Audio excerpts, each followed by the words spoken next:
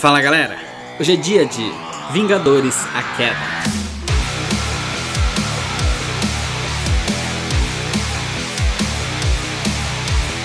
É uma história da Marvel escrita pelo Brian Michael Bendis e desenhada pelo David Finch no ano de 2004. Os Vingadores são atacados de muitas e das piores formas possíveis. É aquele dia em que tudo dá errado, o dia mais sombrio para os Vingadores, e eles não têm ideia de quem está por trás disso. Envolveu muitos heróis da Marvel e deu início a uma série de eventos importantíssimos a partir daqui. Você não precisa ter tanta bagagem de leitura para entender essa HQ, a não ser pela história da Feiticeira Escarlate. Mas antes, se inscreve no canal, já deixa seu like nesse vídeo e se você quiser mandar alguma coisa pra cá, o número da caixa postal vai estar aqui na descrição. E agora sim, senta aí. Senta que lá vem a história.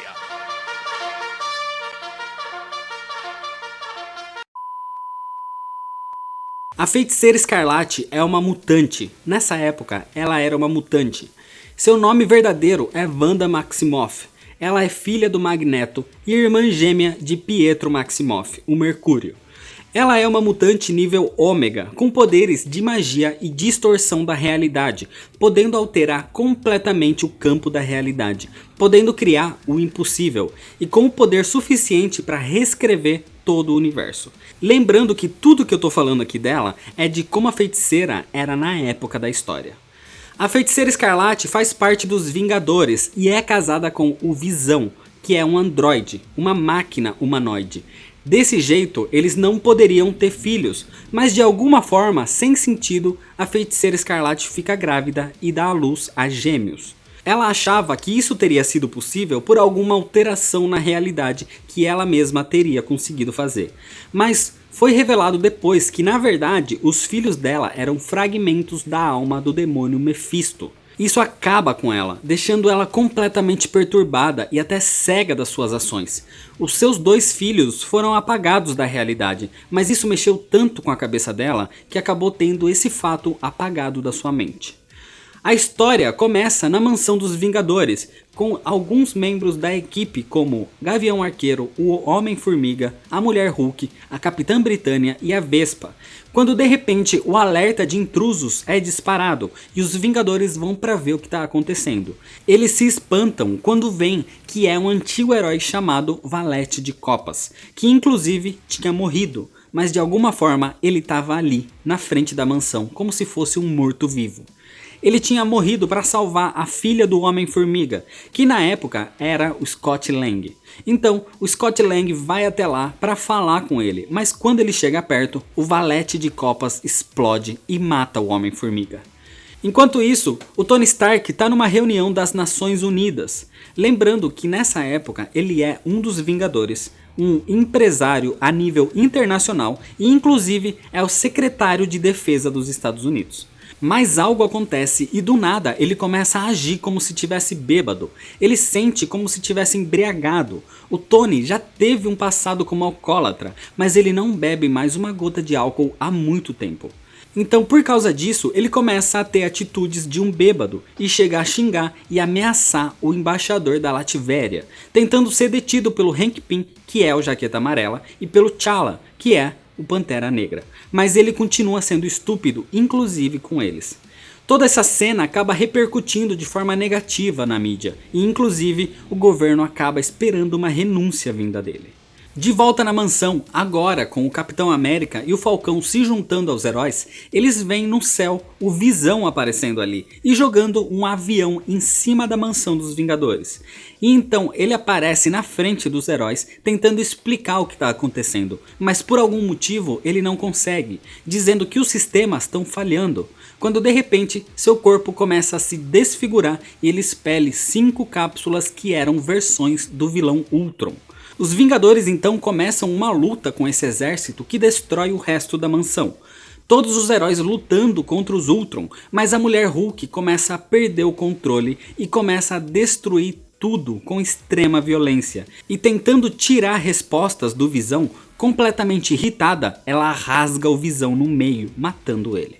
A Mulher Hulk inclusive perde o controle, como acontece com o Bruce Banner. Ela fica louca e começa a perder o controle, inclusive atacando seus companheiros de equipe, mas o Homem de Ferro aparece e nocauteia ela. Muitos ficaram feridos e são levados ao hospital, mas os que ainda estão na ativa, como o Capitão América, o Falcão e o Gavião Arqueiro, voltam pra frente da mansão destruída, onde eles encontram praticamente todos os heróis que, em algum momento, já foram Vingadores nas suas carreiras. Mas o Nick Fury tá ali também, irritado, dizendo que a mansão é local de um crime e que os heróis deveriam sair dali. E também anuncia que o governo tá dando um pronunciamento dizendo que, apesar de agradecer a ajuda que os heróis deram durante todo esse tempo, o governo estaria rompendo qualquer vínculo com os Vingadores, pelo que ocorreu na mansão e pelas atitudes do Tony Stark na reunião da ONU. Isso seria o início das conversas para o plano de registro dos heróis, que explodiu no futuro em Guerra Civil. No meio dessa conversa, nos céus, começa uma invasão alienígena do Império Kree, que força os heróis a voltarem à luta. A batalha é intensa, mas não faz sentido aquele ataque. No meio dessa batalha, infelizmente, durante um ataque, o Gavião Arqueiro acaba morrendo também. E a partir daí, os Kree recuam. Ninguém entende o que está acontecendo. Nesse pouco espaço de tempo já morreram 3 heróis, o Homem-Formiga, o Visão e o Gavião Arqueiro. E ninguém entende o motivo desses ataques. Quando de repente o Doutor Estranho aparece por uma projeção astral e diz que alguém está arquitetando isso. Alguém está abusando da magia. E comenta que a única Vingadora que não está participando dessa loucura é a Feiticeira Escarlate. E que tudo isso pode ter sido armado por ela.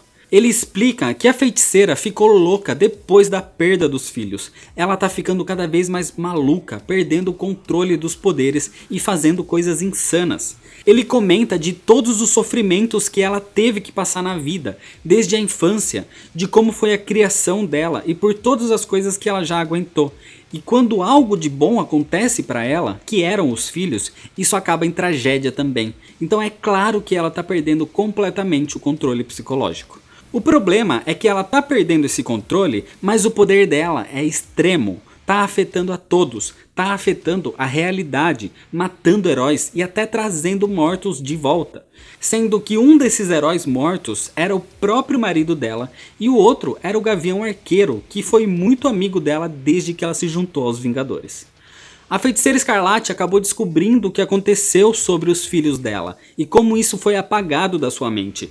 Então ela teria manipulado uma realidade onde ela ainda tem os gêmeos. E sem nem mesmo perceber, ela está alterando a realidade para acabar com os Vingadores, impedindo que eles pudessem apagar os seus filhos também. O Capitão e os heróis encontram a feiticeira e tentam argumentar com ela, mas se inicia um confronto entre eles. Ela já não ouve mais a sanidade. Nesse combate, o Doutor Estranho é o único que consegue ainda ter poder o suficiente para parar e deixar ela inconsciente por um tempo. Mas nesse momento, o Magneto aparece, dizendo que falhou com ela como filha e leva ela dali. Depois da batalha, no que sobrou da mansão dos Vingadores, a gente vê alguns integrantes reunidos relembrando suas melhores memórias e contos, os melhores momentos que eles passaram como Vingadores, e fazem uma homenagem aos mortos. Além da equipe já ter ficado tremendamente destruída emocionalmente, o Tony Stark diz que, pelo que aconteceu na reunião das Nações Unidas, as empresas dele tiveram grande perda. E ele não vai conseguir mais financiar os Vingadores. Os heróis lamentam, mas com isso e com as mortes que aconteceram, a equipe dos Vingadores acaba. E diferente da alegria em que eles mostravam no começo da equipe, o grupo se despede do público de forma melancólica e emocionante. E é desse jeito que termina a história. A história de Vingadores: A Queda é muito comovente, mostrando o sentimento da Feiticeira Escarlate, dos heróis e das pessoas que perderam seus amigos. Os conflitos internos e externos da equipe são muito bem mostrados, inclusive pela boa arte que a HQ traz.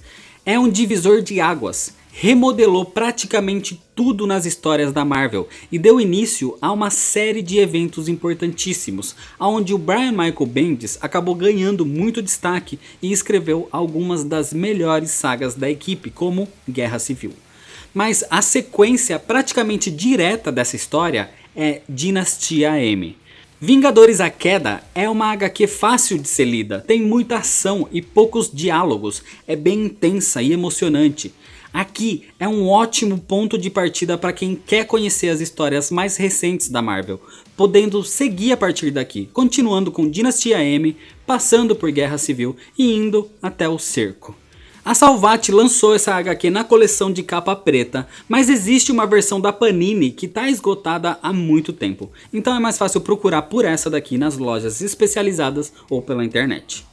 Vingadores A Queda serve como ponto de partida a partir da queda da equipe dos maiores super-heróis da Terra, mas a partir desse evento, outras sagas foram criadas e outras equipes também, como é o exemplo dos Novos Vingadores. Então é isso, se você ainda não é inscrito, clica aqui embaixo no botão vermelho de se inscrever, deixa seu like se você gostou do vídeo, se você quiser mandar alguma coisa pra cá, o número da caixa postal tá aqui na descrição, me segue lá nas redes sociais pra ficar por dentro das novidades, compartilha com seus amigos, muito obrigado, valeu e até mais.